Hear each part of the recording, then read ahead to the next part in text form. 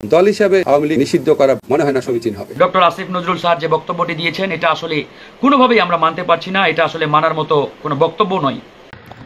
আসসালামু আলাইকুম এভরিওয়ান, স্ক্রিনে থাকা ভিডিওটা ইতিমধ্যে আপনারা দেখতে পেরেছেন। প্রিয় দর্শক, আজকের ভিডিওটা খুবই গুরুত্বপূর্ণ, খুবই ইম্পর্ট্যান্ট একটা ভিডিও। প্রিয় দর্শক, আপনারা অবগত আছেন বাংলাদেশের বর্তমান সার্বিক পরিস্থিতি নিয়ে, সেটা আপনারা জানেন। তো যাই হোক, কথা না বলে আমরা সরাসরি স্ক্রিনে চলে যাই।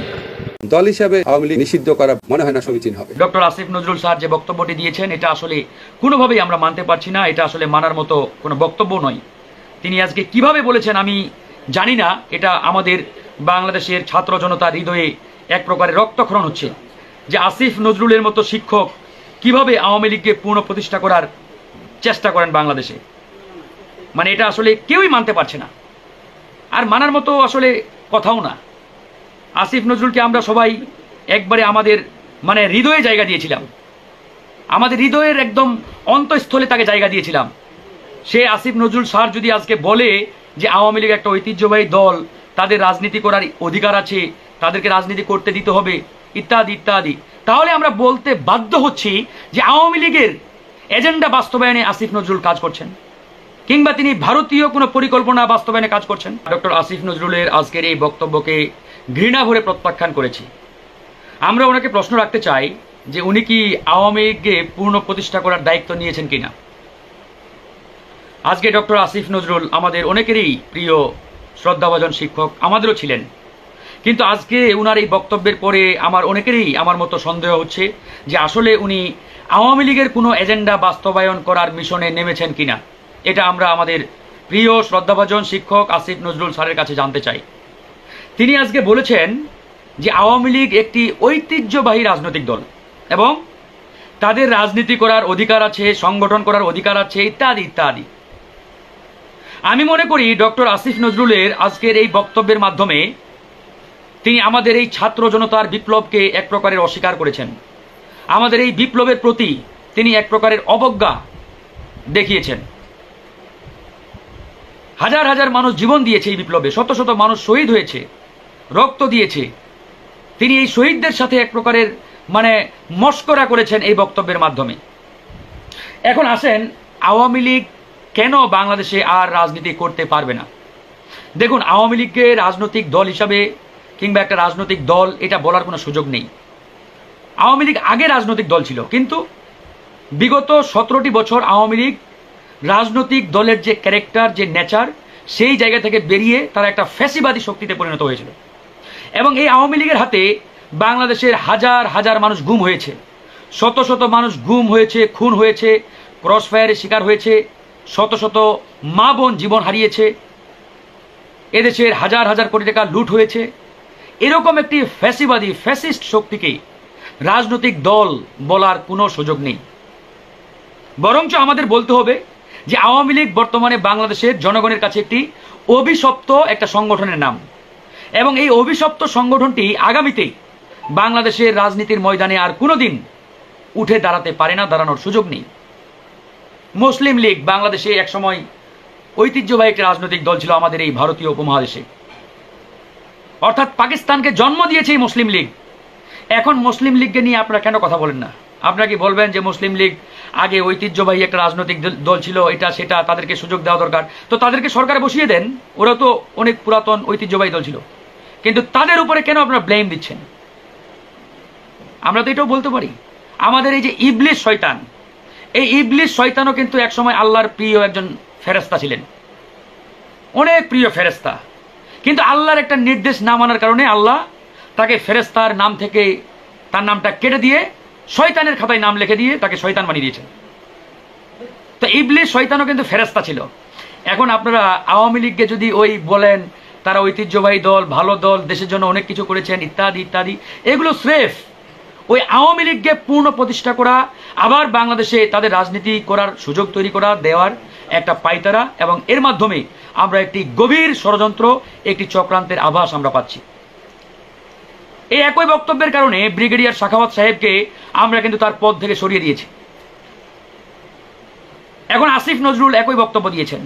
আমার অত্যন্ত প্রিয়, আমার ক্লোজ, আমার একবারে কাছের একজন শিক্ষক, ঢাকা বিশ্ববিদ্যালয়ের শুরু থেকেই ছাত্র জীবন থেকেই আমরা ওনাকে একজন গার্ডিয়ান হিসেবে পেয়েছি। সেই আসিফ নজরুল স্যার আজকে যদি আওয়ামী লীগকে পুনঃ প্রতিষ্ঠা করার কোনো বক্তব্য দেয়, আমি ফারুক হাসান তার ছাত্র হই আর যাই হই, ঘৃণা ভরে প্রত্যাখ্যান করতে আমাদের এক বিন্দু পরিমাণ সময় লাগবে না। সে যত বড় প্রিয় শিক্ষক হোক না কেন আমাদের, কারণ এই বাংলাদেশে আওয়ামী লীগকে পূর্ণ প্রতিষ্ঠা করার যে বা যারাই চেষ্টা করুক, ছাত্র জনতা তাদেরকে কখনোই মেনে নেবে না, গ্রহণ করবে না। এই কথাগুলো বলছি বন্ধুগণ, আজকে আমাদের সবার প্রিয়, অনেকের প্রিয় আস্থাভাজন ডক্টর আসিফ নজরুল স্যার যে বক্তব্যটি দিয়েছেন, এটা আসলে কোনোভাবেই আমরা মানতে পারছি না। এটা আসলে মানার মতো কোনো বক্তব্য নয়।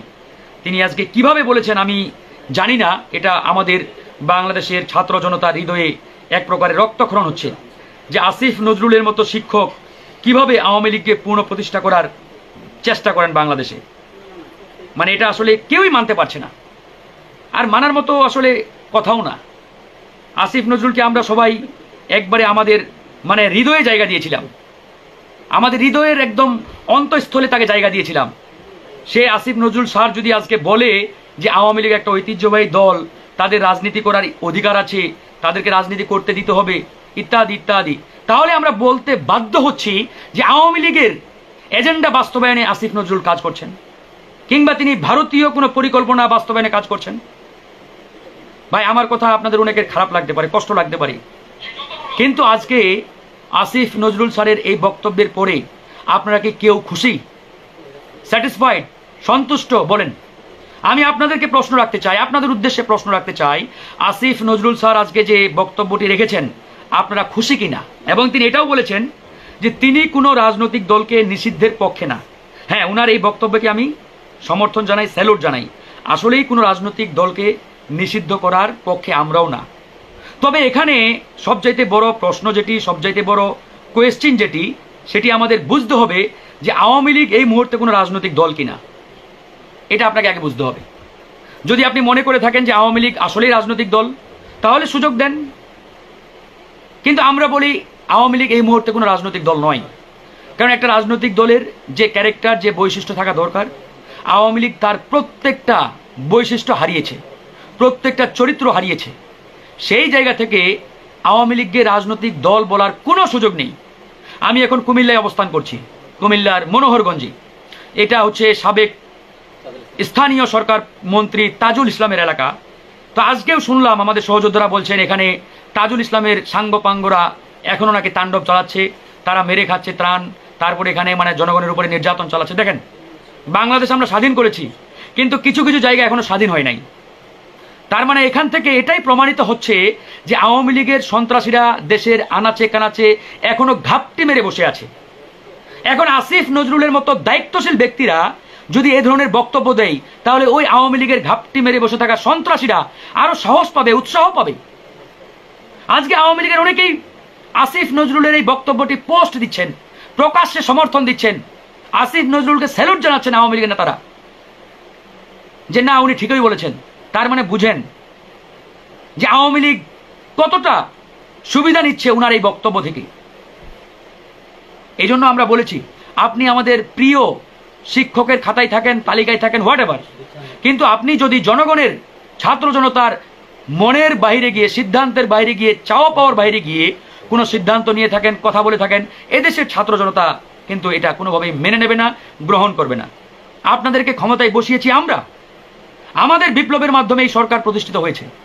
সুতরাং আপনাদেরকে সেই দায়িত্বশীল আচরণ করতে হবে, কথা বলতে হবে, মনে রাখতে হবে ছাত্র জনতার ডিমান্ড কি, তারা কি চায়।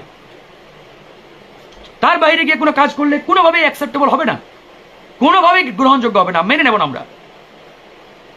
যেদিন ব্রিগেডিয়ার সাখাওয়াত আওয়ামী লীগকে পুনঃপ্রতিষ্ঠা করার বক্তব্যটি দিয়েছিলেন, তারপর দিনেই প্রধান উপদেষ্টা ডক্টর মোহাম্মদ ইউনূস স্যারের সাথে আমাদের মিটিং ছিল।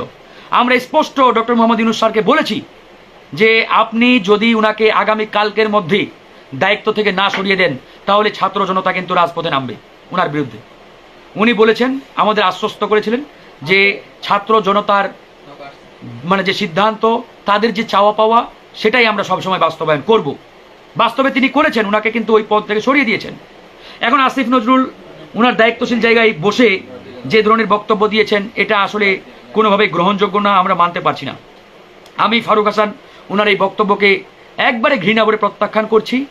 আমার মতো হাজার হাজার লাখো ছাত্র জনতা ওনার এই বক্তব্যকে ঘৃণা করে প্রত্যাখ্যান করেছে। আমি আহ্বান জানাবো ডক্টর আসিফ নজরুল স্যার অনতি বিলম্বে ওনার এই বক্তব্য প্রত্যাহার করবেন, ক্ষমা চাইবেন এবং তিনি ছাত্র জনতার হয়ে কাজ করবেন। আমরা ওনাকে ভালোবাসি, আমাদের এই ভালোবাসার মূল্য ওনাকে দিতে হবে।